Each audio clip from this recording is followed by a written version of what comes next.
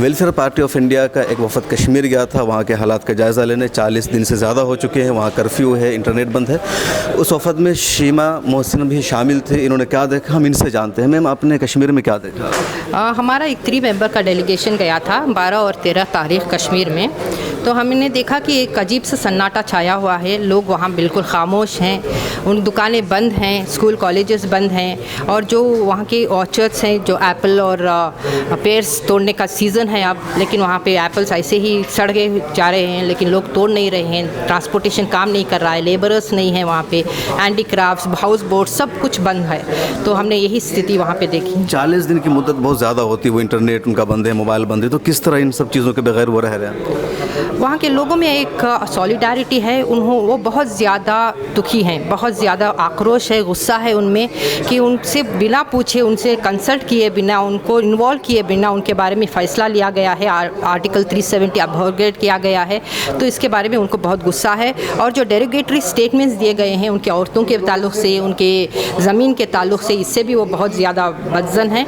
ये अजीब मामला है कि वहाँ के लीडर्स को इतनी तादाद में लोगों को अरेस्ट किया गया है without leaders. This people 39 days, हम जब थे वहाँ पे 39 डेज़ ये लोग सिविल कर्फ्यू लगाए हुए हैं, जबकि गवर्नमेंट कर्फ्यू विड्रॉ कर दी है।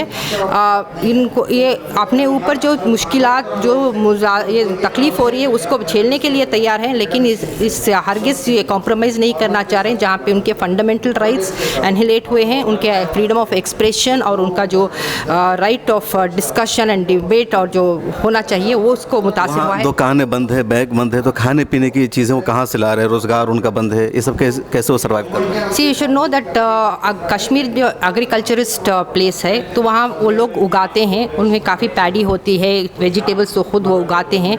तो एक अजीब सा कोऑपरेशन भी है, सॉलिडारिटी है, तो वो आपस में मिल बांट कर खा रहे हैं। बेशक उनके वहाँ कमी है, तकलीफ़ है, लेकिन वो आदी हैं, क्योंकि वहाँ का जो क्लाइमेटिक कंडीशंस है वो ऐसा है कि विंटर के सीजन्स में वो स्टोर करते हैं खाना।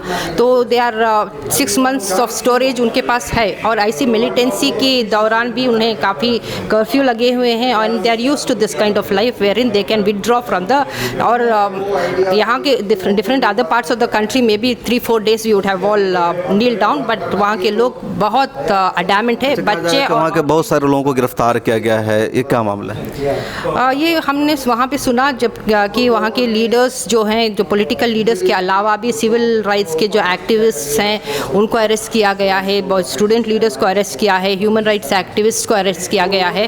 तो उनका अंदाज़ा है कि around 30,000 to 40,000 people are arrested in Kashmir and also are kept outside Kashmir. बहुत शुक्रिया हमसे बातचीत करने के लिए शीमा मुस्तफ़ा, जिन्होंने कश्मीर का दौरा किया और वहाँ के हालात के बारे में बताया कि वहाँ क्या हालात है और किस सिचुएशन से वहाँ की आवाम गुजर रही है।